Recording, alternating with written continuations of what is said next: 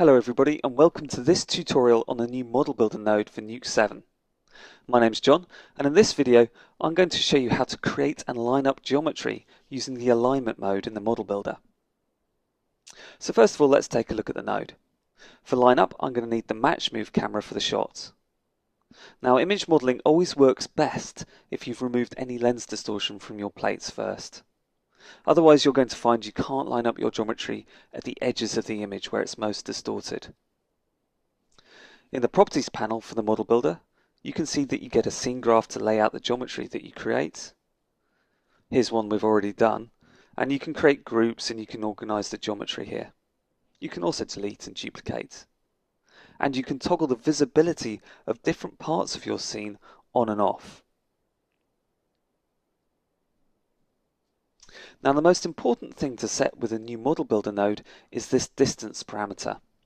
This defines the size of the world you're working in, and it's easy to set. If I unlock from the camera and zoom out, I can review the movement I've got on the match move camera. And you can see that the scale is around 1 here. So I'm going to set the distance to 10 for this shot as the maximum distance I need to work with. You'll see that the ModelBuilder has two toolbars.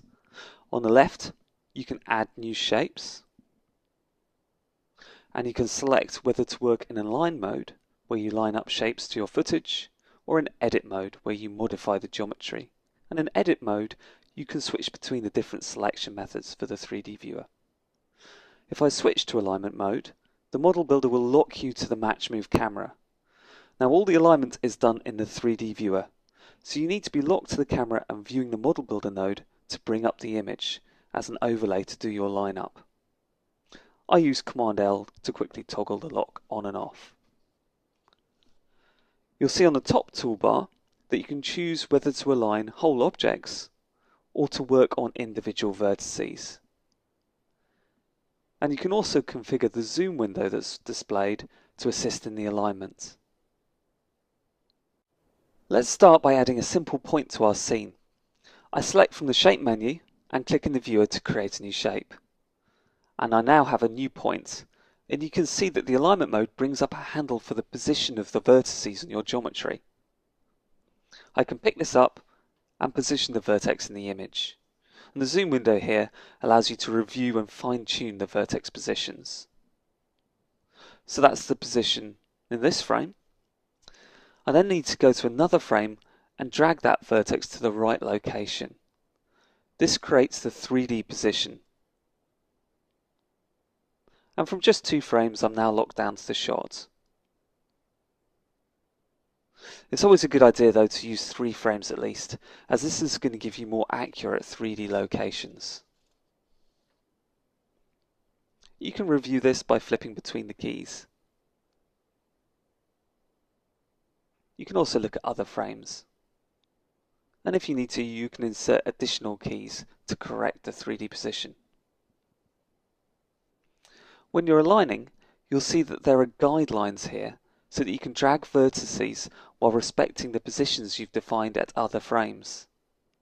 If you need to, you can hold down the shift and drag off this guideline, but it's usually best to leave the vertex on the guideline for the best result fitting all of your keys. So here we have a point in the scene. You can see it in the 3D, and you can use this as a locator to help lay out elements for the shot, for example. Okay, so let's do something more interesting and add a card to the front of this wall. So I select Card from the Shapes menu and I click to create, but now I can drag to set the right size to work with. So I need to position the vertices of the card, and it's important here to select real points in the world that you can find in several frames.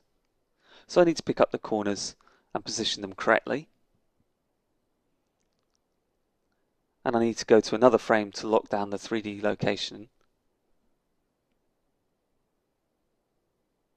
And I fine-tune with the zoom window.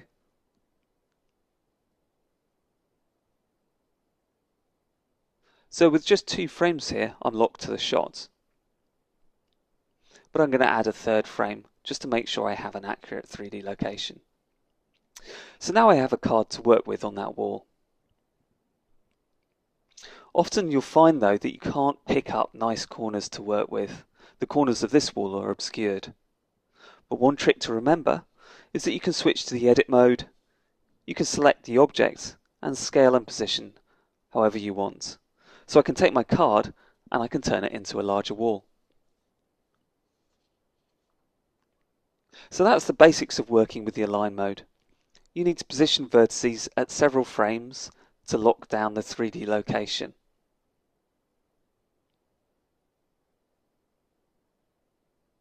And you'll see that we've been working on the object transform here.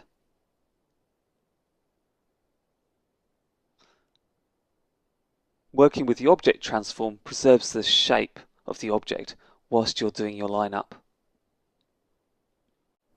You can switch to aligning individual vertices by selecting Align Vertex Position here.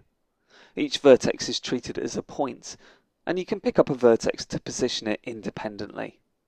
So I can create the 3D location of this vertex, and this allows you to generate more organic shapes to work with. The thing to be aware of though in vertex positioning is that you can get a distorted shape in 3D. Even though the vertex looks correct in the image, because it's been moved independently, the geometry can become twisted. So wherever possible, align your object transform so that you preserve the shape of your geometry.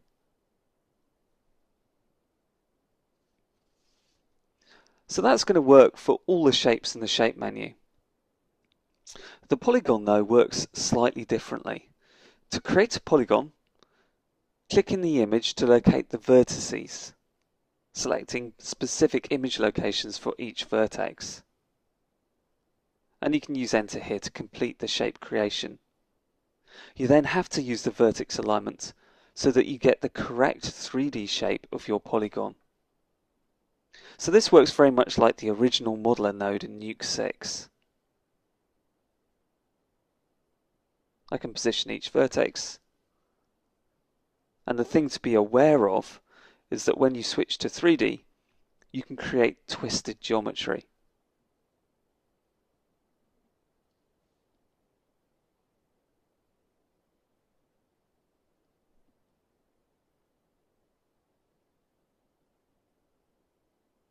One handy trick to remember though is that you can create shapes on top of existing geometry.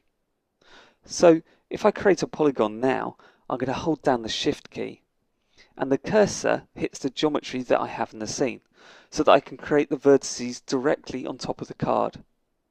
So here I've created a polygon without aligning the individual vertices and my geometry is no longer twisted.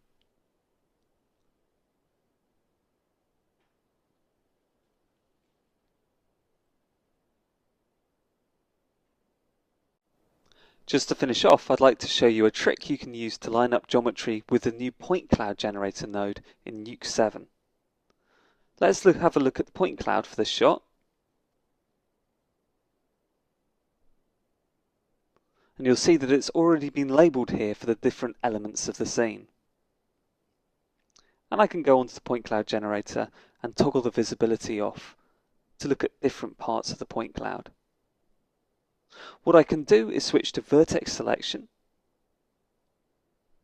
I can view the point cloud generator and I can select points. Then in ModelBuilder, I can select a shape to automatically fit it to the points. I can then edit and shift it around if I wish. Similarly, I can do this for the tower.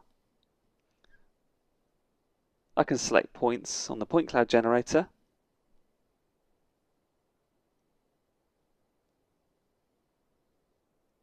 Then I can go back to ModelBuilder, create a cylinder to snap to those points, and I can go in and edit. So we've quickly placed some geometry to start doing our modelling for this shot. Well, thank you very much for listening, and I hope you've enjoyed this tutorial.